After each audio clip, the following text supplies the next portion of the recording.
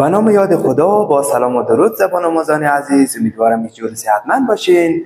زبان آموزان عزیز، موضوع درسی امروزی ما و شما راجع به ارتیکل در زبان آلمانی هست. هر کسی که تلاش کرده باشد که زبان آلمانی را بیاموزد، اولین بار با کلمه ارتیکل روبرو شده. ارتیکل در سرتاسر زبان آلمانی وجود داره و ما باید را یاد بگیریم. موضوع خوب و جالبی هست. خب، در زبان آلمانی اسما با نشانه جنسیتشون مشخص میشه.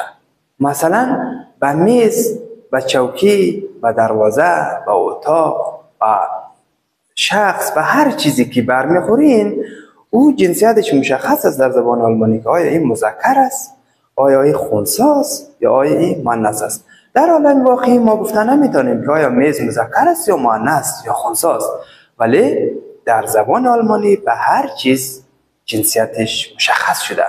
بریم که یاد بگیریم. خب، حرف تعریف یا دیر ارتیکل یکی برای ماسکولین، مذکر، نیوترال و فمینین داریم. برای ماسکولین این نشانه ای که جنسیتش را مشخص میکنه دیر است. برای نیوترال داس است و برای فمینین دی است. خب، برای مؤنث دی است. خب مثلا میز میگیم. آیا میز ما میتونیم بگیم که مذکر است یا مؤنث؟ در واقع نه، ولی در زبان آلمانی بله.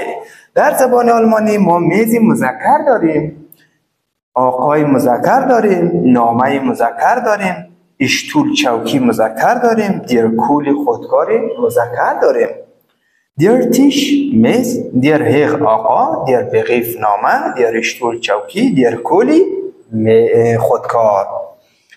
و اتاق خنثی داریم. داس زیمه، داس کند، داس میتشن، داس تلفن، داس بوخ. بچم خنثی است، دخترم خنثی است، تلفنم خنثی است و آخرش کتابم خنثی است. کتاب خنثی است، نه مذکر است نه مؤنث. بعد در فمینین یا مؤنث داریم که دی تور، دروازه مؤنث است. دی وان، دیوار مؤنث است. دی فراو، خانم مؤنث است. دی پست، اداره پست مؤنث است. دی اشتاد، شهر مؤنث است.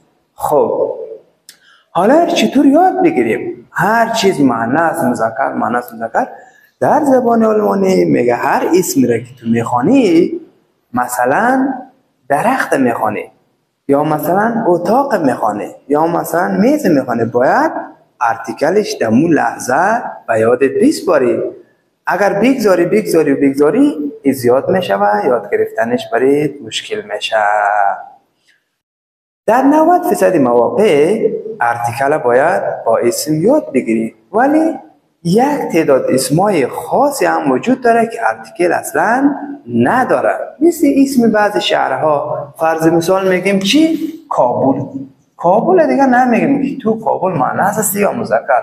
یا مثلا کلن شهر آلمان است، یا مثلا تهران شهری در ایران است. اینا دیگه ارتیکل نداره.